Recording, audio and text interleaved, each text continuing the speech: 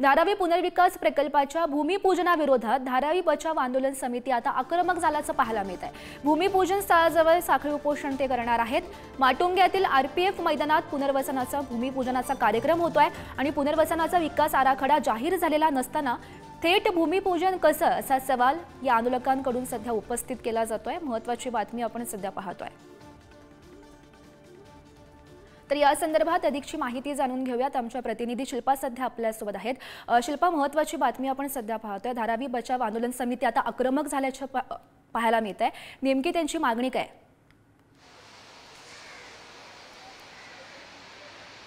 नक्कीच Gauri, Dharavi redevelopment project private लिमिटेडने धारावी पुनर्विकास प्रकल्पाच्या भूमिपूजनाचा घाट घातलेला आहे आणि हे भूमिपूजन उद्या होणार आहे।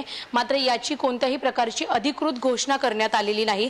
त्यामुळे धारावी बचाव आंदोलकांनी हे भूमिपूजन उधळून लावण्यासाठी आंदोलनाचा इशारा दिलेला आहे। आजपासून साखळी उपोषण आंदोलन करण्यात येणार आहे आणि या आंदोलनामध्ये असंख्य धारावीकर, त्याचबरोबर अनिल देसाई आणि वर्षा गायकवाड देखील उपस्थित राहणार आहेत। विशेष म्हणजे धारावीकरांना धारावीतच घरं हवीत, तसेच जे झोपडपट्टीवासी आहेत त्यांना 500 चौरस फुटाची घरं हवीत, अशा मागण्या आहेत। याविषयी अनेक मागण्या आहेत आणि या मागण्या मान्य झालेल्या नसताना भूमिपूजन कसे काय होऊ शकते असा धारावीकर प्रश्न उपस्थित करत आहेत।